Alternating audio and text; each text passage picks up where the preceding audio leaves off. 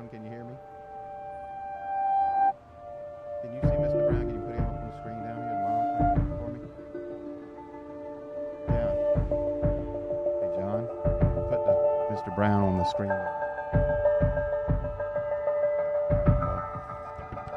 We might have to have somebody else start the meeting.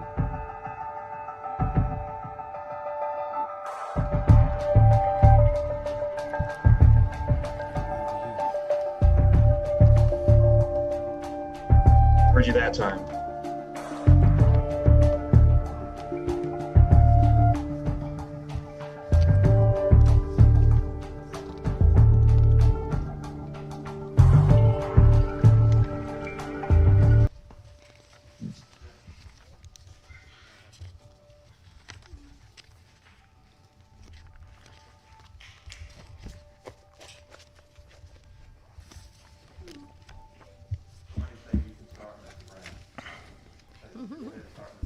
You can start, Mr. Brown. Good evening, Newport News, and welcome to our Facebook Live question and answer session on Return to Learn. We've all become painfully aware that the COVID crisis will be with us for the foreseeable future. Good evening, Newport News, and welcome to our Facebook Live question and answer session on Return to Learn. We've all become painfully aware that the COVID crisis will be with us for the foreseeable future. When the governor first ordered us to close our schools back in March, many of us believed that the crisis would be temporary. Good evening, Newport News. Our approach to learning reflected this sentiment. Now with September looming, we know that we need an additional educational plan that functions in the prolonged presence of COVID-19. Listening to you is how the school board has navigated this crisis.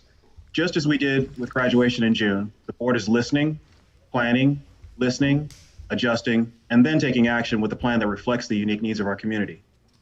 At the beginning of this month, the board heard your preferences for returning to learn. The superintendent used these preferences to develop the plan that you heard during our special meeting 2 weeks ago. Then the board listened again with a second community survey that closed last night. Tonight, you will hear some of those adjustments that the superintendent is contemplating in response to your feedback. On Tuesday, the board will take action to open our schools with a plan that reflects the needs of our community. The board wants you to know that we have been intentional about hearing you. Tonight, we're going to hear from you again. Thank you for joining us, and thank you in advance for your questions. Dr. Parker will provide an overview of the proposed Return to Learn plan. Dr. Parker? And thank you, Mr. Brown. We appreciate you supporting this event this evening. I'd like to first start off by saying good evening to our many staff, parents, students who are viewing this evening, and thank you for spending this hour with us tonight to talk about our Return to Learn planning for the fall. As you're aware, as Mr. Brown mentioned, I'll go through some data tonight and share some recent findings based on the survey data that was collected on the recent survey that went out, and also share some other information. I'll start with the planning survey that was provided earlier this month in July, the first initial survey that went out, and that survey was for Newport News teachers and staff, parents, and students to complete. That survey went out between June 25th and July 5th, and it was an initial survey to allow us to gather information that would allow us to develop options for returning safely to the fall. We had over 13,000 responses in all to that initial survey, including students, and that information gave us a lot of insight initially as to where our options should rest in terms of planning for the return of students and the return of classes. So after reviewing that survey, we shared that data with the school board in July, and the survey results indicated that the first survey results indicated that initially, overall, the hybrid option for returning to learn in the fall was the more popular option. Now, keep in mind, at that time the survey was provided, we had not initially communicated a plan for returning to school. This was the initial information gathering survey that went out. But as you can see, that initial survey indicated the majority of students, parents, and staff were interested in some form of hybrid option that would allow us to provide instruction face-to-face in the fall. So from that, we felt that we needed to have three options, and we provided three options, presented three options to the board, and initially in a survey to our staff and parents to complete, which and that survey closed last night.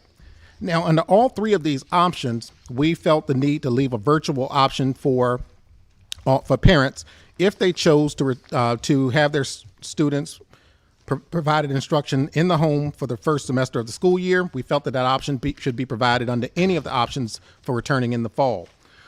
But we needed to have three different options for all of our students.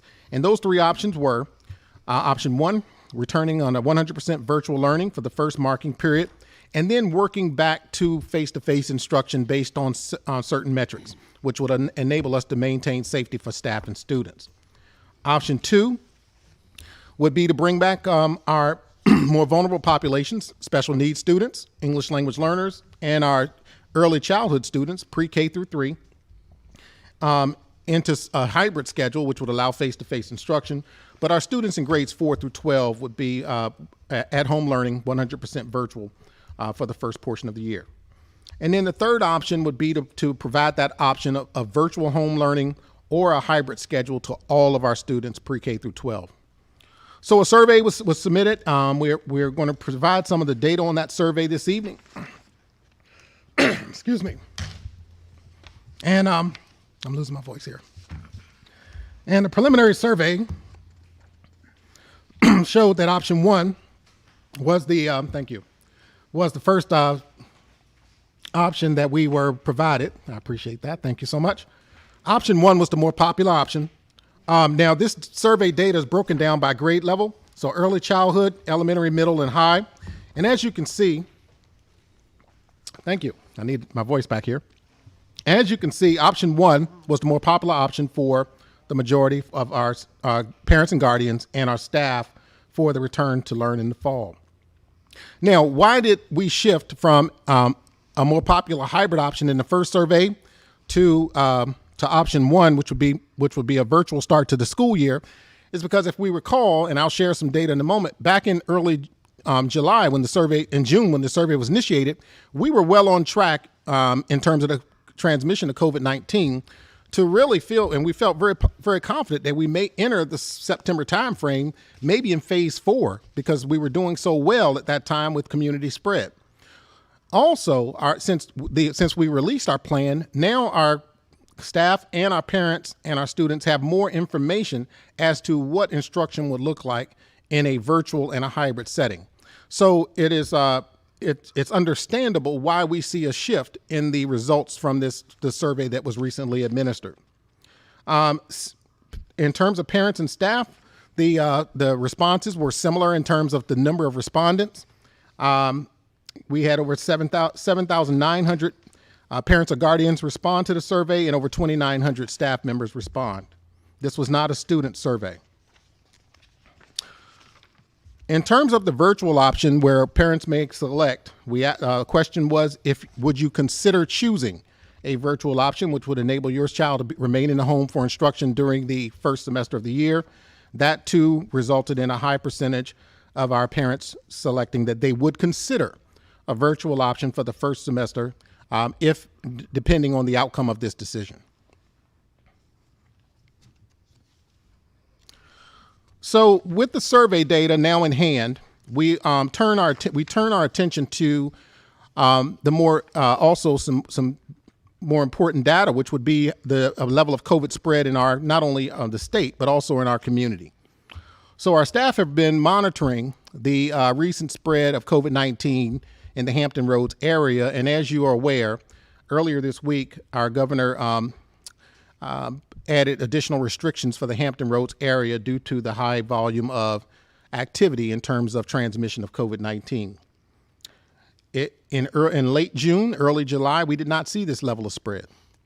So it's incumbent on us now to also respond and react to what is reasonably a challenge for us to maintain a safe environment in our instructional settings in the fall, and to look forward to a time when these numbers will go down. With that being said, my staff and I While we feel confident that we could put mitigation and safety practices in place, while we feel confident that our teachers can provide quality instruction in either a hybrid or a virtual option, where we hesitate is that we cannot control the spread of COVID-19 in our community. So with that being said, I have been in constant conversation with our board members who want to make the best decision possible on August 4th for not only our teachers and their families, but also our community. My recommendation, based on the information that has been collected, will be a recommendation for option 1, that we return in the fall for the first 9 weeks in a virtual learning environment. And we work with other divisions who have made similar decisions to identify specific metrics that will enable us to determine when it will be safe to return to in-class instruction during the school year. Now, that may be in November. If we don't see the numbers working or the metrics working in that direction, it may be later in the year. Our goal, very clearly, is to get back to face-to-face instruction for all of our students. Doing it safely and making sure that we're taking into consideration the safety of our staff, their families, and the families that we serve is of the utmost importance. It's of the utmost importance to myself and my staff, and also to our school board. So with that being said, the information that will be shared by our panelists this evening will highlight specifically what that virtual environment will look like for our students and our staff. And at this time, I would like to begin that portion of the presentation and turn it over to Mr. Chris Jenkins, our Director of Technology, who will start off with our technology and providing and our digital conversion information. So, Mr. Jenkins. Good evening, everyone. I'm going to spend just a moment or two talking about, as we look at a virtual start to school for the first 9 weeks, I'm going to spend a few moments talking about how our virtual learning will look in the fall compared to how it looked when we closed schools in March. The primary difference is that the March closure of schools was an emergency, and it placed us on a reactive footing where we were not able to introduce a lot of new content. We had some restrictions on how we were able to deliver content. We were delivering content in some cases in printed packets, in some cases through Google Classroom and other means. We weren't taking attendance, and students were not being graded on their work. So to contrast that, in the fall, what we're looking at is a very purposeful plan to deliver quality instruction virtually. And that will involve new and missed content. So we'll be going back and making up some of the content that was missed in the spring. We'll be using a formal learning management system that will streamline the way we deliver the content, make it easier for our teachers, our families, our students to access content and know what to do, when it's due, and what they're supposed to be working on at any given time. We will have teacher-led instruction with face-to-face learning happening over Zoom and video. Assignments will be graded, there will be assessments, and we will be taking daily attendance. I want to talk just very briefly about our approach to virtual learning.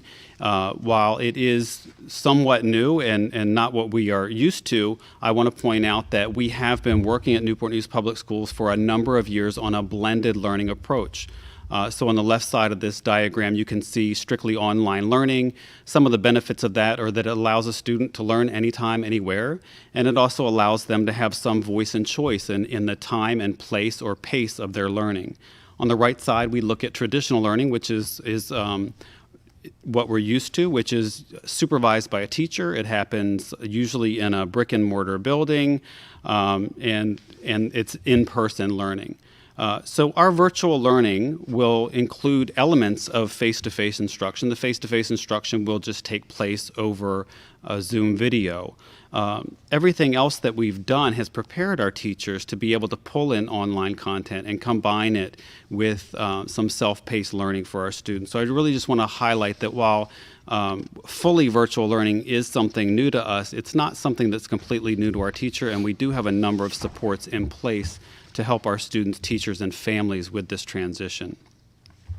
One of the most important things that's going to be necessary in order for us to succeed in virtual learning is for every one of our students to be able to participate. And that means that we need to have a device, some kind of computer for every student to use. We do have a plan for every student in Newport News to receive a Chromebook. The technology team is in the process of staging the Chromebooks for secondary schools. They've been delivered to our location. We're getting them ready for students. We'll begin issuing them in mid-August. So we will have more information coming out about that schedule in the next week. For our elementary school students, we have ordered the Chromebooks. However, the new Chromebooks will not arrive prior to the start of school, but we do have plans to make computers available for any elementary school student who doesn't have a device at home that they can use. We will find a way to get a loaner device to the student until their new devices arrive in December. And lastly, it's going to be critical that every student has access to the internet in order to participate in virtual learning. With that in mind, we'll be launching a program called Connected at Home. And eligible families will be able to receive no-cost internet options so that students can participate in learning at home. That primarily will be achieved through Wi-Fi hotspots, and we will be launching a website and application for that program next week following the formal vote from the board meeting. And I'm now going to turn it over to my colleague, Dr. Joanne Jones, who is going to talk to you a little bit about what virtual learning will look like. Good evening. Virtual learning will take place 4 days, 4 days of school and 1 day of independent learning. Class sizes will generally be about the same size because we don't have students in school and we don't have to maintain any CDC guidelines. Basically, if you look at the schedule that's posted, students will participate in virtual learning Monday and Tuesday of live instruction with their teachers, and then on Wednesday they will participate in independent work, pre-recorded lessons, or participate in modules outlined in Canvas for students to participate in. Also on Wednesdays, teachers will be engaged in professional development, they will hold office hours, or pull small groups of identified students for additional instruction. Students will again meet with their teachers on Thursday and Friday for face-to-face instruction, live instruction during Zoom. At this time, Lori is going to talk to you a little bit about the pre-K and elementary schedules. Thank you, Dr. Jones. So I'll start with the pre-K virtual learning sample schedule for our youngest learners who will be beginning with us in Newport News. You'll notice on the schedule that this is a sample of what a typical day might look like, and you'll see a Zoom symbol. The Zoom symbol indicates that that will be teacher-led instruction, and where you don't see the Zoom symbol, that will be the independent learning task time that will be in the learning management system of Canvas. For our youngest learners, we know that we want limited time for teacher-led instruction and being on a computer, but we know that being with a community of learners is really important. So we start our day in a morning meeting where they can greet one another, where they can build community, and the teacher can set the stage for the day. You'll also notice in the pre-K sample schedule that there are brain breaks throughout the day, so that's the students can take breaks in between their learning when they need so they can get right back on task and engage in their learning. As Dr. Jones said, on Monday, Tuesday, Thursday, and Friday, that teacher-led Zoom instruction would happen, but on Wednesday, there would be some recorded components for the students so that they could still see their teacher in some capacity on Wednesdays. If you look at the elementary schedule, you'll also notice some similarities to the pre-K schedule. We have a morning meeting that's starting our day, so again, our students can build community, greet one another, and have the opportunity for the teacher to set the stage. But before morning meeting, we've added a layer of intervention services for students who may need additional support. As you move through the schedule, you'll notice that in the literacy block, that Zoom link indicates that that will be teacher-led instruction, where teachers will engage in direct instruction with new content with students, and also differentiated small group instruction to meet the needs of individual learners. While students are in small group, others would be having the opportunity to engage in those independent tasks through the learning management system. We know kids need a break to have a recess break and lunch, and so that's incorporated just like they would in a regular daily schedule at school. And you can see that this schedule is very structured like they would be if they were in a regular classroom setting. As you move through the schedule, you'll notice that math has some different minutes for teacher-led instruction. And again, that's thinking about our early learners and the amount of time on the computer. And we know they need to engage in some hands-on learning as well when they're off of their computer. We believe in educating the whole child, and part of that is our morning meeting and our class meetings at the end of the day, but we also believe that kids need their resource of art and music and PE, and so you see that also is included in the schedule. As you move through the day, the science and social studies content will have teacher-led instruction as well as independent learning tasks in the learning management system, and we close out our day talking about celebrating our learning, thinking about next steps for tomorrow, and then moving into another possible intervention services time for additional learners. Dr. Jones, I'm going to turn it over to you to share the middle and high school schedules. The middle school schedule will operate on a modified block schedule in which English and math are taught year-long. Science, social studies, PE, and related arts will be taught each semester. There will be exceptions for students enrolled in foreign language, band, and orchestra, which will meet year-long. As we look at the middle school schedule, we see that it begins each morning with an advisory period. During this period, teachers will engage in morning meetings with students, focusing on social and emotional learning activities, and they begin their day with core classes. Lunch is included. An hour has been dedicated to lunch to allow students a chance to have a break, as well as teachers being able to contact students if needed, and also an opportunity for counselors to reach out to students. This particular schedule has an example of PE-related arts during the last 2 periods of the day, but we know that will vary by school.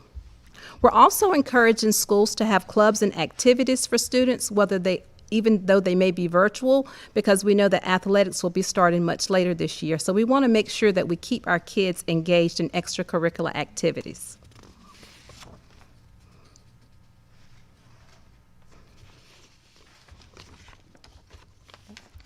The schedule that you're looking at now is an example of a high school virtual schedule.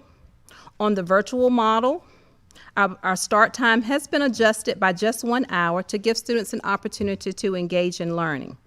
The high schools will remain on an AB schedule, attending the same classes on Monday, Thursday, and Tuesday and Friday. Students will have scheduled live lessons with teachers as noted with the Zoom schedule, the Zoom symbol that you see on the schedule. Students will also have opportunities for independent learning during a class period. So teachers will not spend the entire time having live Zoom lessons, but the majority of the class will be providing live instruction, but also providing students with an opportunity to work independently. Wednesdays, again, will provide teachers with an opportunity to hold small group instruction for identified students, hold office hours, attend professional development. It is also a time that our students and staff can engage in social and emotional support.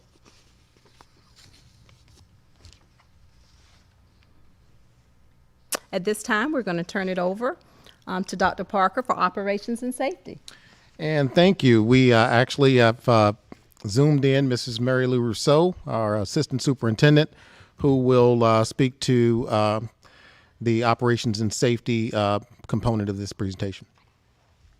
Thank you, Dr. Parker, and good evening.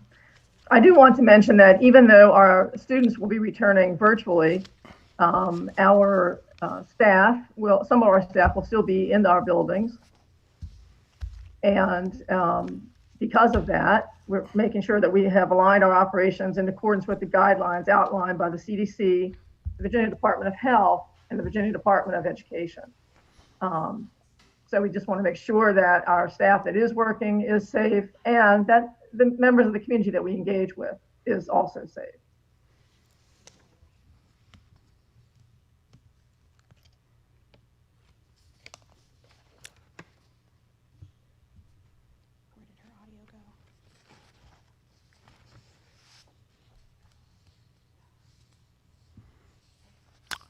I think the meal service slide is up, Mrs. Rousseau. Okay. Looking at meal service, the meal service for our students, initially we had talked about virtual students being able to pick up meals, their family being able to pick up meals on Wednesday at any school. Knowing that we're going to return all of our students virtually, we're going to make some adjustments to that, and we're going to allow families to pick up meals at many of our schools, perhaps most of our schools, in fact. And we'll probably do that on every other day. So families might be able to pick up meals on Monday, Wednesday, Friday, for example. And they would pick up a hot meal for Monday and perhaps a meal that they could reheat for Tuesday. So we're going to make it work for our families like we have been over the summer, and make sure that our students are having healthy meals. Another thing that we'll need to be concerned about as we look forward to the upcoming school year is childcare.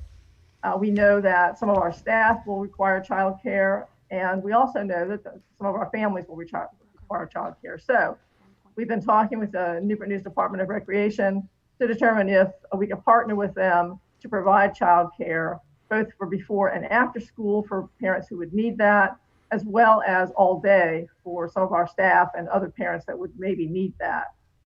In talking with our partners at the city, they would require space in our schools, as well as some staffing. We believe that we may have some staff that could assist with that, and we're looking to provide some space in our schools. So we also may be able to transport some students for that, given that we will not be transporting students to school initially. So more details to follow for you about childcare and how that will be able to help our families as we get kids back to learning in the fall. And now I'm going to turn it back to Dr. Parker or our moderators for questions. So before getting to the questions that are from our from our community and our staff, I'd like to mention the survey that went out from Human Resources today for staff to complete by August 7th. That survey is specific to identifying our staff's needs in terms of our eventual return, possibly to instruction later this year. We will move forward a recommendation to our board on August 4th, which is next Tuesday. And with that being said, this recommendation needs to be validated and approved by the school board. But once that takes place, we will need to start our initial planning for a virtual start to the school year with the board's support. And then we will also need to plan for the eventual return to classes. And if that occurs, we need to identify staff who have pre-existing conditions or who have conditions that may make them more at risk due to COVID-19. We also need to know if you have family members in your home or children who might have a high risk, as well as any additional needs like childcare and those types of things. So that is allowing us to continue to best support our employees. And I encourage you to make sure you complete that survey by August 7th to enable us to continue to work on your behalf. So with that being said, I'll turn over the turn over the program to our moderators to entertain any questions that you may have. Dr. Parker, will the complete survey results be made available to the public? Yes, they will. On August 4th, we will provide a presentation to the school board and this recommendation, and we will include the survey data, presentation of the complete survey data to the board at that time.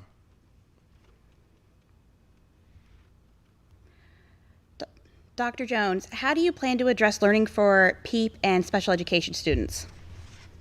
Well, We've actually had a program this summer where we've had over 300 students to participate in our PEAP program and our students with disabilities population, and it's been a very successful program. So we plan to provide additional instruction by reaching out to these students, providing small group instruction, and teachers spending additional time with these students to meet their needs identified in their IEPs. Dr. Jones, another question for you. When will the school supply lists be provided? We're in the process of developing school supply lists. Naturally, it will look differently in a virtual world than it would be in a hybrid or in-person mode, so that will be forthcoming. Dr. Parker, why didn't the survey results give parents the option to attend school 5 days a week, for students to attend schools 5 days a week? That's a very good question, and I'm glad you asked. Because of the restrictions we have with COVID-19 to provide social distancing, our standard for providing safety to our staff and our students would be 6 feet, a 6-foot standard for social distancing, and if you're not able to socially distance, to wear a face covering. If we stuck with that standard, and even considered on our school buses a standard of 3 feet with a mask or face covering for students, we still will only be able to accommodate up to 50% of our population attending school at one time under a hybrid model. So with that being said, without a doubt, we would not be able to accommodate all students attending school 5 days a week and maintain the level of safety that we would consider to be the standard for our staff and our students. Dr. Jones, is virtual learning 6+ hours a day on a computer? No, virtual learning will vary from 2 hours to 3 hours a day depending on the age of the student. As Lori mentioned earlier, a second grader may engage in 2 hours of instruction, of live instruction on the computer, where a sixth grader may engage in 3 hours of instruction. Our instruction will be blended, where students will participate in both live and independent learning. All right. Dr. Parker, how are you going to support working parents? We have engaged with Parks and Rec to see if we could expand their mission throughout the city, and we'll work with our local child care providers as well, and any faith-based organizations that provide some level of child care. We understand that the need for parents who work outside of the home to be able to go to work under these conditions, and we will do what we can to assist our city with expanding the mission of our Parks and Rec programs, and also working with those local child care providers to ensure that there's some level of consistency. Maybe the students can do their virtual learning in those environments, and we also want to make sure that they're safe. So with that being said, that's where we'll continue to work. We also, for those parents who are at home and supervising their students, managing an instructional day can be very difficult. So if we do, all of our staff will still work. Our school counselors, our support staff, our clinically licensed social workers, all of our folks who provide the normal supports during the regular school year will still be engaged and contacting families and managing caseloads. So with that being said, our parents can rely on those folks being available to assist them as best possible under these conditions. Dr. Jones, how will IEPs be serviced? Our special ed department will service IEPs. They have always serviced IEPs. They will continue to do that. They've done it through the summer, and they will do it in the fall by having virtual meetings with parents, providing opportunities for parents to have live instruction or live meetings for IEP meetings. Mr. Jenkins, how will families with multiple children and one device be able to have their children do their work? Well, I think that could have been another for my intro slide where we talked about what would be different this year, this fall.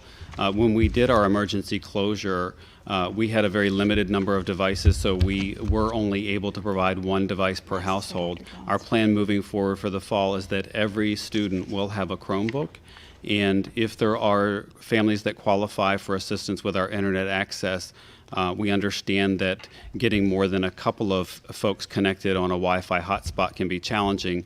So we'll look at if families have more than 3 students, we'll make sure that they have multiple hotspots so everybody has a device and everybody has adequate bandwidth so they can connect and learn. Dr. Jones, how does virtual learning work for parents who work and their children attend daycare? Well, we are hoping to support daycares. We have met with the city, and we are considering repurposing some of our support staff to assist with providing childcare for working staff. Of course, we want to have flexibility as educators and understand that not all students will necessarily be able to log in at the time of live instruction. Our teachers are prepared to provide recorded lessons when students are not able to engage at the time of the live instruction. So we do understand that parents work, and we're willing to work with them as much as we can to ensure that their students are learning. And Dr. Jones, this next one's for you as well. How are teachers going to take attendance with virtual learning? Okay. Teachers students, because we have the learning management systems, teachers will be able to actually see students live daily, and they will actually be able to take attendance through the Canvas learning management system. On the independent day, students are still expected to work independently, and so teachers will be able to actually account for the work that's being done and count that as attendance. Mr. Jenkins, are pre-K students receiving devices? So that's a great question. Our pre-K students currently, last year we switched from Chromebooks to iPads in our pre-K classrooms. And we are in the process now of ordering an iPad for every pre-K student, working with our partners in our federal programs department to fund and purchase those devices. So while they may not be ready on the first day of school, we do have a plan to provide loaner devices to our pre-K students until we can get those iPads into the hands of the children. Dr. Parker, what will happen to support staff like our cafeteria workers, bus drivers and assistants, nurses, custodians? And our classified staff are at the foremost on our thoughts as we make this transition and make this important decision. We have formed a personnel committee. Actually, that committee met today to start working through the details of how staff will be engaged in the virtual environment. We understand that if the primary mission is not being managed because students are not being transported or in the buildings where they would normally be served by some of our classified employees, some of the responsibilities may either be repurposed. We may find other needs for that staff, but I want to make it very clear. At some point this year, our goal is to come back to face-to-face in-class instruction, transporting students, feeding students, having classes. We want to do it in a safe way. So to do that, we have to continue to make sure that our staff are with us, and we're going to find a way to make that work for everyone. We're making tough decisions that we have to make right now, and I don't believe that every decision we make will be perfect because we're not making a perfect solution for every person or every staff member. We have to think about what is the best thing to do right now for all of our staff and all of our families and all of our children. So we'll work through some of the details. There are teachers, principals serving on these committees, and I believe support staff are also on that personnel group that met today. We'll continue to work through some of these tough decisions. More information will be coming soon regarding our personnel decisions once the board has made a decision on August 4th. Dr. Jones, how are students in the Governor's School and New Horizons going to be handled? We're constantly or in the process of collaborating with New Horizons. Our schedules are very similar, and we are going to adhere to the schedules that we've always had in the partnership with New Horizons so that students will be able to engage in both their regular high school and New Horizons as well as the Governor's schools. So a schedule will be developed in partnership with both of those entities to ensure that students have a complete schedule. Dr. Parker, will teachers be teaching from the school or from home? And I'm on a regional group chat with other superintendents, and that was the question of the day. where will teachers teach? That's undetermined for me. I would not want to limit a teacher's ability to provide the quality instruction that our students need. In my opinion, if that's in a school building, I'll work with our operations team to make sure that we can do it safely. If that's in the home and that's the preference of the teacher, I believe that should be respected as well. My goal is not more importantly where a teacher teaches, but the quality of the instruction that's being provided. So we'll continue to make that the focus of that decision. And I can assure our teachers we always want to make sure we're putting you in the best position to be successful. So there will be some of our teachers who may need a space, a quiet place, to provide the quality instruction and where they may be able to get the technical support that they need. Where there may be other folks who may feel the best place for them to teach is in their office study or in the home. So I think that there'll be a variety of those, and I think that I would like to leave that to the instructional team and our school principals to make sure that we're providing the best instruction possible. Mrs. Wall, will elementary teachers review the work from last school year?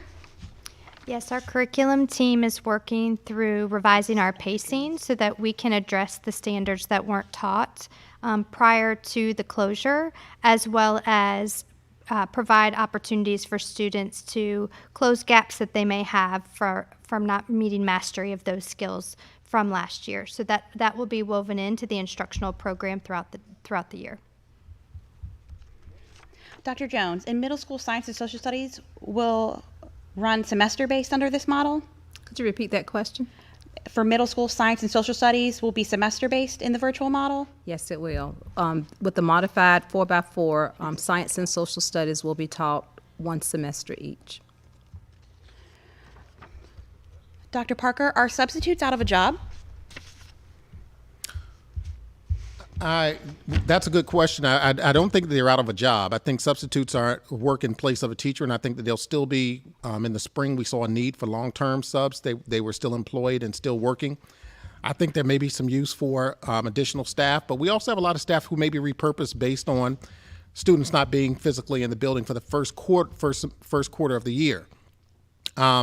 We obviously, if we return back to a hybrid or a full-time schedule, we need our substitutes. We need them on our roles, and we need to make sure that they're supporting our teachers who may need that assistance. So I think our human resources department will be working with our substitute pool to ensure that we're giving them good communication on what the future of the status of their of work in Newport News will look like for substitutes. Mr. Jenkins, will elementary students receive Chromebooks last? Elementary school students will receive their permanent Chromebooks in December.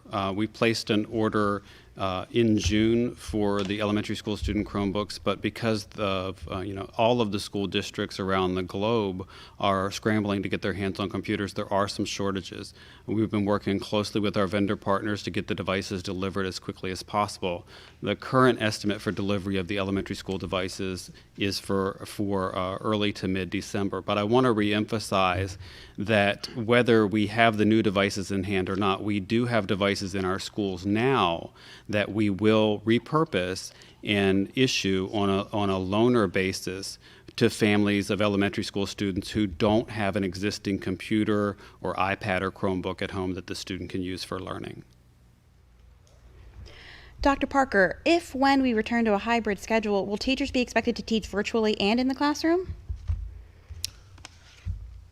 I think I'm going to defer to Dr. Jones. I think the hybrid schedule, and you can correct me if I'm incorrect, the hybrid schedule calls for the teacher to have a class that will meet, the students will be on virtual, half the class will be on virtual during the Monday and Tuesday, and the other class will meet face-to-face, and then on Thursday and Friday they flip-flop.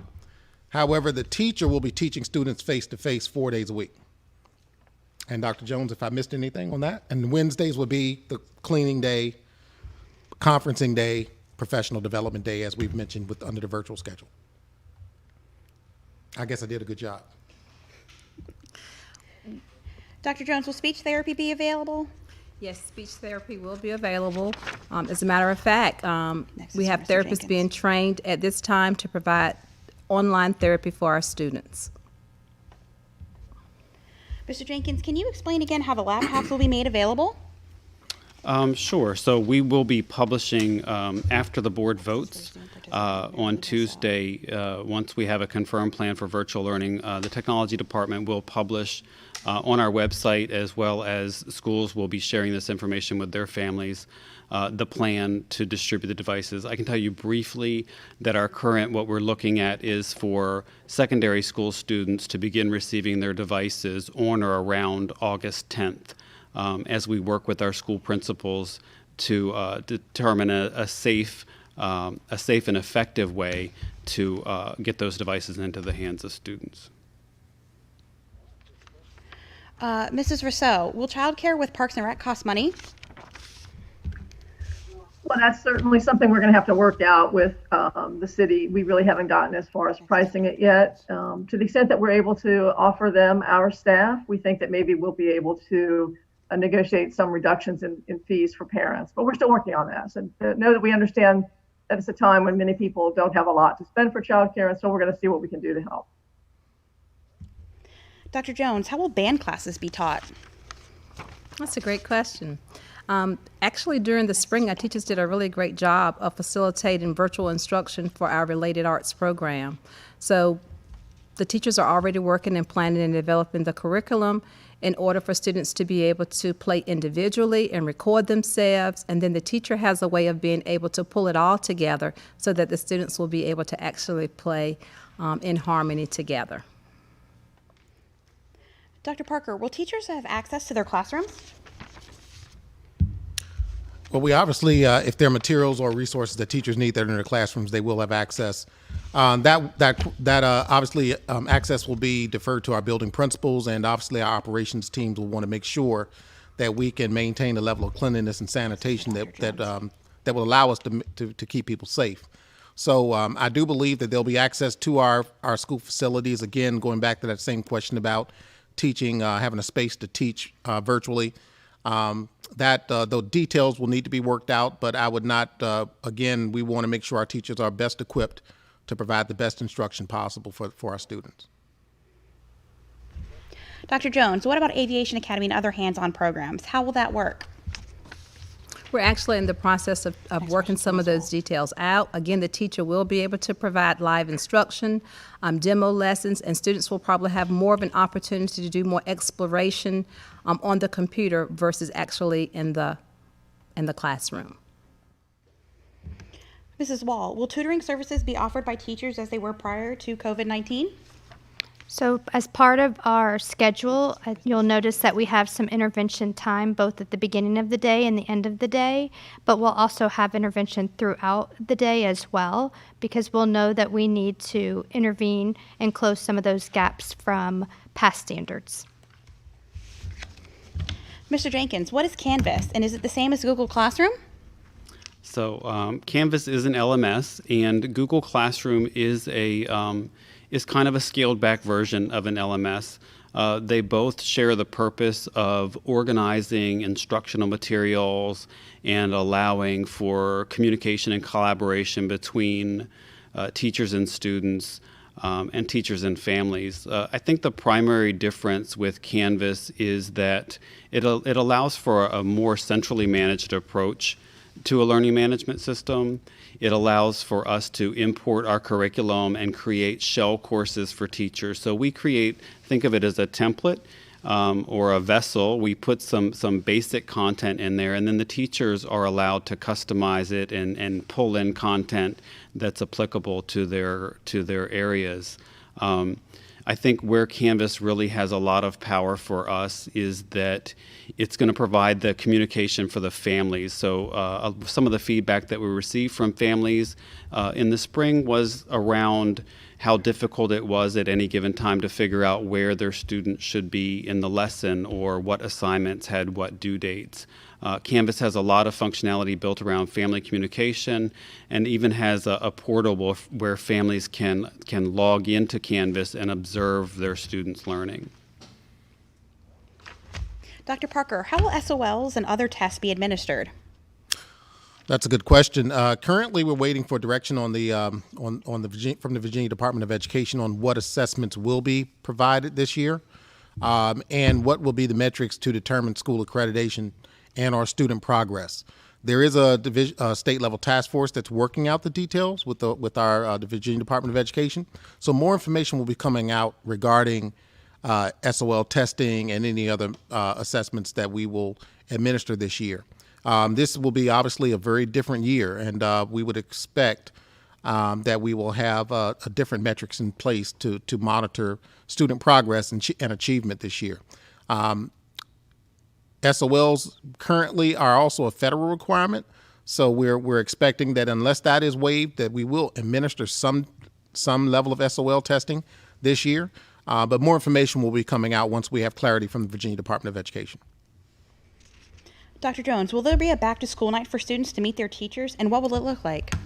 Yes, we are in the process of planning transition nights for our fifth graders going to sixth graders, our ninth graders going to 10th graders, and possibly our pre-K students going to kindergarten. We will host virtual back-to-school nights to provide parents an opportunity and students an opportunity to meet their teachers and their administrators. Those schedules will be forthcoming. Dr. Jones, another one. Will parents have access to their child's virtual classes? Parents will have some access to the Canvas Learning Management System to be able to see how their students are working and performing on a daily basis. Mrs. Wall, will school supply lists be made available, and if so, when? The team is working on options for school supply lists, so once the board votes next week, then we'll be ready to put those on the website. So in the next week or so, something should be available. Mr. Jenkins, when do students get a chance to log into Canvas and start learning how to use it? So the team has been working feverishly to create content to prepare our teachers to use the Canvas Learning Management System and to begin setting up the shell courses. We are meeting regularly. We had a meeting today to talk about the blended learning and how we'll support it. And the next steps that we have will be around how do we get students oriented into the system? How do we get their logins set up and get them into the system and start learning? So I would say give us maybe another week, and you'll be hearing more information about when and how students will get logged into Canvas. Dr. Jones, will Eureka be offered this year? I'm going to defer that question to Ms. Wall so she can describe and answer that question for you.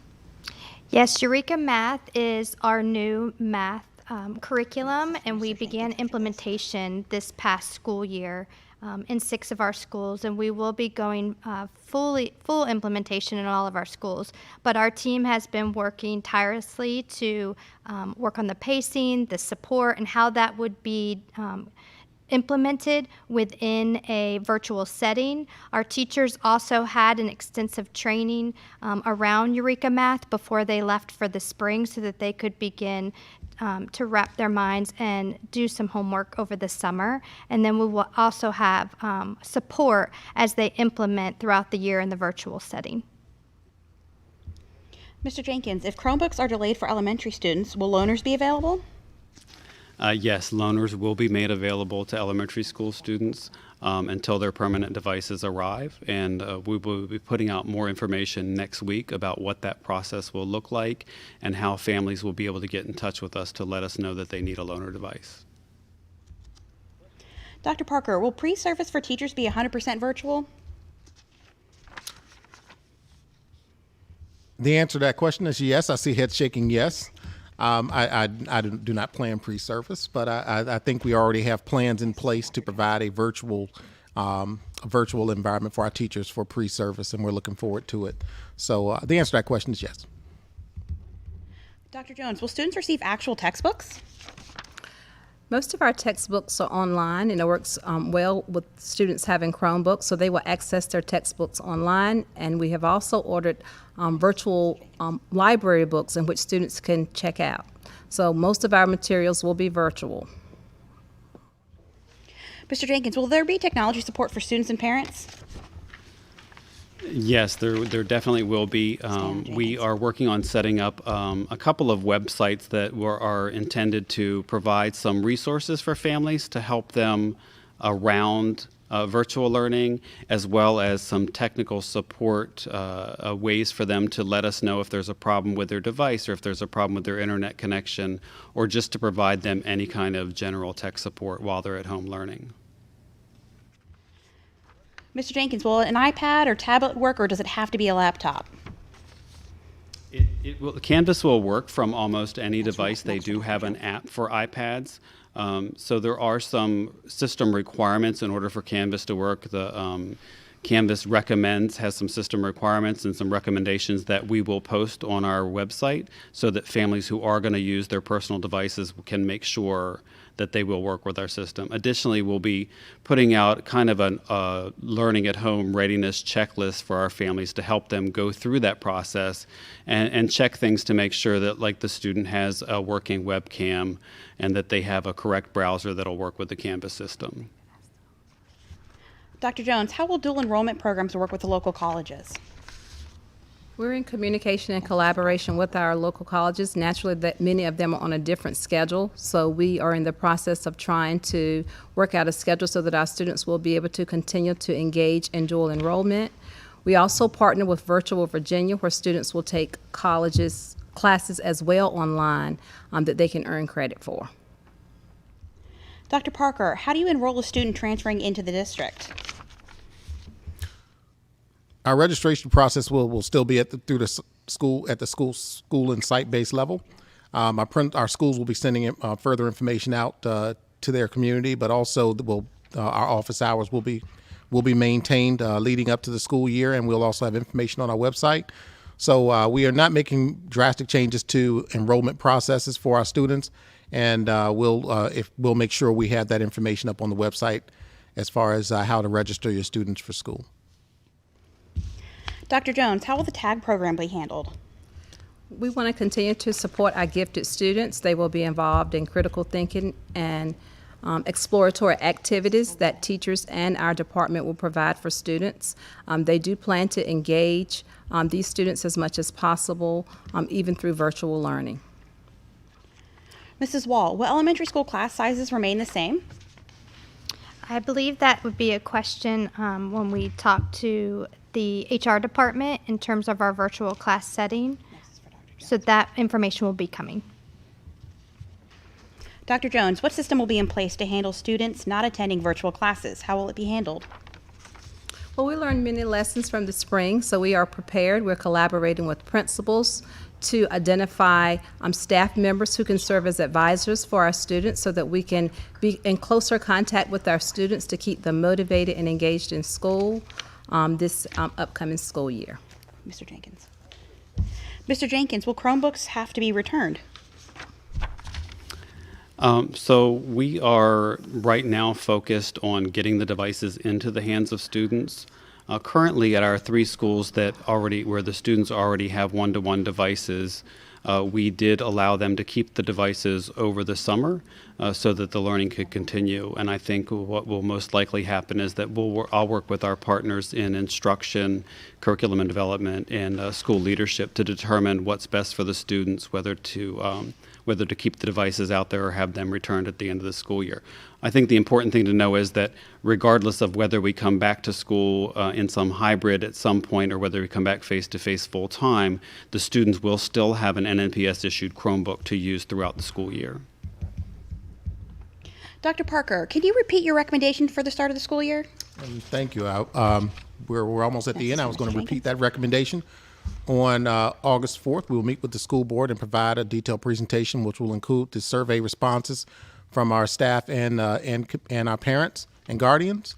That recommendation clearly identifies a virtual start to the school year for the first quarter as the more popular option for both groups of respondents to the survey. And we have also reviewed our the current status of COVID spread in our communities, and we'll make that recommendation to the school board for their consideration.